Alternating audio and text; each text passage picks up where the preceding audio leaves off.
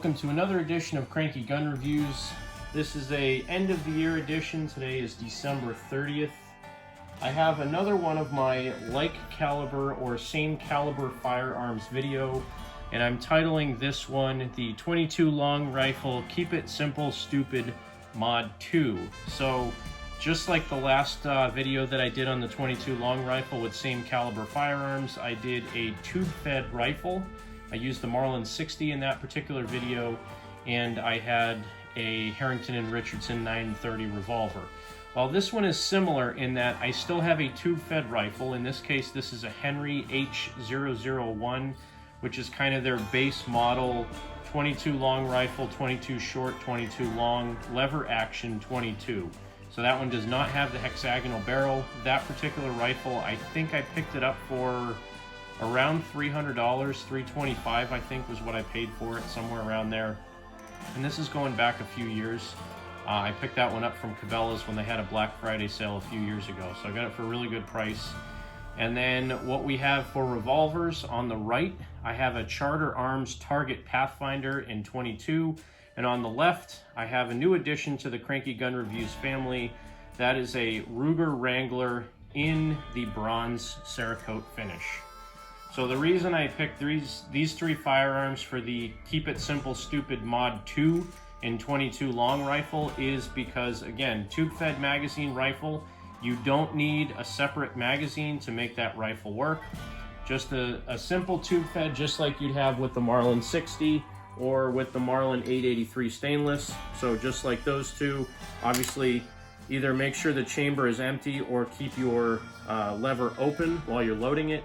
Flip it upside down, pull this rod out of the rifle, out of the magazine tube, load your rounds in here, and I forget how many this one holds, something like 12 or 14 rounds of long rifle, about 16 or 18 of long, and something like 20 or 22 of short.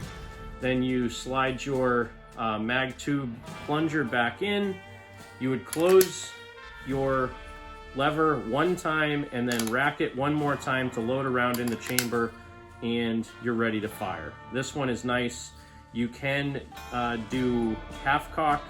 Actually, this one does not do half cock. So this one is basically when you have a round in the chamber, I believe it has a transfer bar safety in here, so you can leave the hammer down, pull the hammer back, and then you're ready to fire. It's a really fun rifle to have. It has buckhorn sights. This was actually probably the first rifle that I ever remember seeing on TV, and that's really what got me interested in firearms, are single action revolvers and lever action rifles.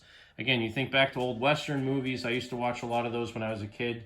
You know, none specific come to mind, but I have seen like The Good, the Bad, and the Ugly, and The Angel and the Bad Man, and videos like that from, you know, way back in the day. And then even some Disney movies that I used to watch. One Little Indian was one that I remember with James Garner in it. He had a lever action. One of the other Army guys had a lever action rifle, and that was set to be, you know, somewhere in the 1800s or 1900s, early 1900s. And they were out in the desert trying to get away from a military post, and he had a lever action gun. So one of the first things I ever remember seeing, and I actually remember as a kid watching commercials on TV for the Henry lever action rifle, you know, made in America or not made at all, loaded on Sunday, shoot it all week. You know, they had all these taglines, which were great, and they were true. And it's just a well-made rifle. The wood is really nice on it. The finish is good. If you get the better models that have the hexagonal barrel and they have the brass side plates on the receiver, obviously they're much nicer, but the prices also go way up. I think a hexagonal barrel 22 is like around $479 or even a little bit more, maybe $499 right now. And then when you get into the larger calibers, the 45-70, the 44 Magnum, and the larger bore calibers, the ones they call the big boys, obviously those go way up from there. But for this particular comparison, again, going back to a 22 long rifle, that thing will shoot long rifle, short, or longs, which makes it a very versatile rifle. A lot of fun to shoot. You can shoot rat shot through it. I think they don't recommend using the CCI shot shells in these, because the CCI shot shells kind of have like a plastic capsule on the end of them, and theoretically if you jar the gun around too much, you could break those capsules and have all the pellets fall out. However, some of the older Winchester Super X rat shot and bird shot that you used to be able to get in 22 actually had a crimped metal end on them. So those would not be susceptible to falling apart inside the magazine tube. And I have seen guys like Buffalo Outdoors, I think, use those shot shell ones on a Henry in the past. So not really a big deal. Again, I wouldn't personally do it all the time, but if I had to throw one or two of them in there and go out and dispatch a snake, you could do it with the revolver, but you could do it with the rifle as well. So moving down to the revolvers that I have, and you guys have seen my Charter Arms Pathfinder before, just to show it is safety checked here. This Target Pathfinder I've had for a few years now. I haven't seen a lot of these in stores recently. This particular one, I paid 250 bucks for. I couldn't remember what I paid for it, but I did go back and watch my older videos. I paid $250 for this revolver. Now, since I've bought it, a couple things I will say about it. It's not the easiest gun in the world to clean. So the stainless steel that's on these, the finish isn't spectacular. I don't really know if it's like a bead blasted stainless steel or what, if it's a low quality stainless steel, but trying to get the face of this cylinder clean is very difficult. I had this apart just today, and I was scrubbing it with a toothbrush and soapy water to try to get all the crud off of there after I had already soaked it in penetrating oil and tried to use a plastic brush, and I just cannot get all of the powder residue off this. So that's my number one complaint with this gun, is it's a little bit difficult to keep clean.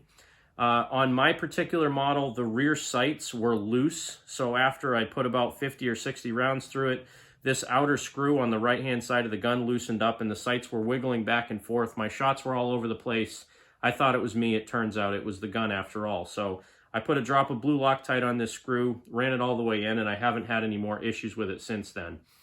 Otherwise, I haven't really had any problems with this. I don't really have many complaints with how it functions or shoots. It does function well. You can shoot it double action or single action. This particular one, when I bought it, somebody had dry fired it quite a bit. So there are actually dimples around the cylinder, around each one of the chambers. And obviously you don't want to dry fire these as much as you can help it. I usually keep plastic snap caps in this if I am going to dry fire it. It still works perfectly fine, even though you do have those dimples in the cylinder. Not a huge problem. Again, you don't really want to do that. I have heard some people having issues with these where the bores in the cylinder were too tight and they had to run a bore brush down with a drill, like a wire bore brush, to try to clean them out. That has not been my experience. This one has been pretty much 100% reliable, except for that rear sight loosening up. I did change out the original grips on this. Originally, it just had the Charter Arms Target grip, which is a big, fat, ugly grip. I really don't like the way they look, but they are comfortable and they're good for shooting at targets. I had put a standard, like a J-frame style, just wood banana grip on this for a while, and while it looked pretty cool, it wasn't really good to shoot. So the last time I took this out and actually tried to do target shooting, I was a little bit wobbly because the grip was so small. So this is actually a Pachmayr target grip that I've put on this. Single screw holds it on. It clamps around the entire frame. You have great finger protection on here and a good grip on the back of it. So now you can get a really good purchase on this. All three of your fingers wrapped all the way around that. And it has some nice grippy checkering on it. It is rubber. Obviously, you don't need rubber on a 22, but it just gives you a really good grip on the gun. Still gives you the ability to grab that hammer if you want to do single action firing, or you can just pull the trigger to do double action. So that's one of the two revolvers I had for this Mod 2 video. The other one, like I said, is a new addition to the Cranky Gun Reviews family. This is a Ruger Wrangler, and I opted to get the bronze finish on this particular gun. I looked at the black, the silver, and the bronze, and to me, the bronze is a little bit more striking. Again, there's lots of videos out there on the Ruger Wrangler. It's a great revolver. It's not 100% true to fashion of the old Colt single-action armies. This particular one, and again, I'll show you that it is unloaded. So you open the loading gate, you spin the cylinder, there are no rounds in there. Now, this particular one, unlike some of the other reproduction 22s that you can get, when you open the loading gate on the Ruger, it disengages the cylinder or the cylinder stops, so you can spin it freely in either direction. Some people like that because it's a little bit easier to tell if you have all the cylinders cleared or loaded. To be perfectly honest, I like some of the Heritage Rough Rider designs better because it's more fitting to the original Colt single action design, where you have to half cock the hammer, open the loading gate so that you can spin the cylinder and you only spin it in one direction. Kind of just because it's more original. That's why I like it better. It doesn't really cause the function to be any better or any worse. I just like it because it's more original.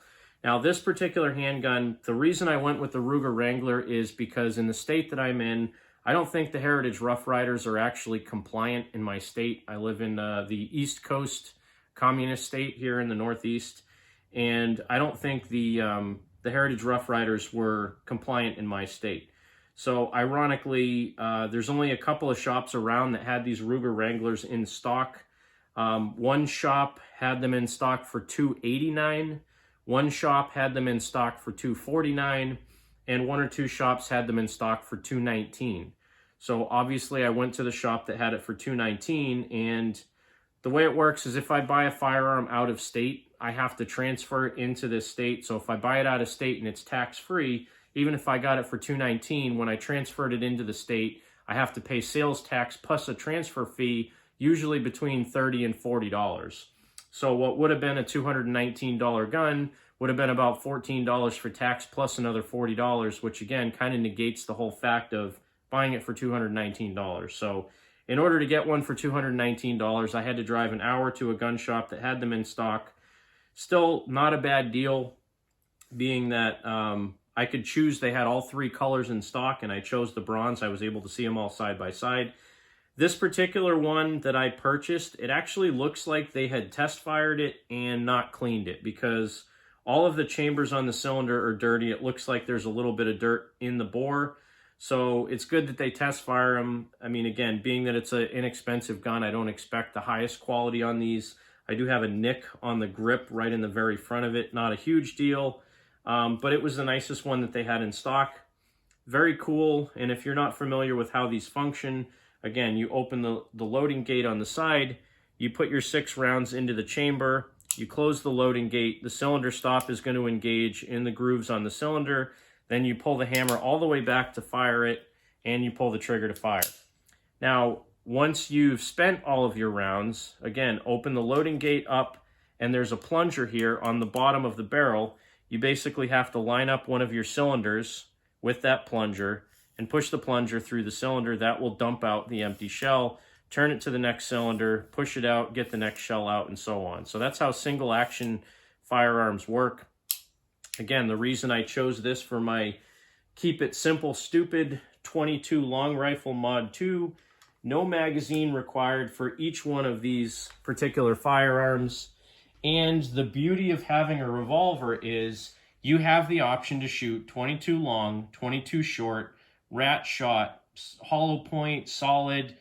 You can do subsonic, you can do colibris, you can shoot anything out of these 3 firearms. So if you can find any 22 ammo at all, this is a terrific mod to have for, you know, plinking, for going out to the range, for survival if you needed to shoot squirrels or anything like that. All 3 of these firearms have about the same accuracy. The Henry lever action rifle, that one, I try to keep it around 50 yards or less, just because past 50 yards, the buckhorn sights are a little bit difficult to see. And the 2 pistols, if you're going anywhere from 1 yard out to about 10 or 15 yards, really 15 yards is really pushing it, but 10 yards, 30 feet, 20 feet, something like that with the pistols, you're still good. They do have pretty good sights. The Target Pathfinder obviously has a little bit better sight. It has a white painted front ramp and an adjustable rear sight. That one I can get very accurate shots at 7 to 10 yards with. And the Wrangler I haven't taken to the range yet, so I can't say, but I have heard good things about them. And again, whatever you desire, if you want a single action revolver, if you want a single to double action revolver, either one of those are great choices. They're budget friendly. The rifle is budget friendly. You could get one of the revolvers and the rifle and still be in around $500 to $550.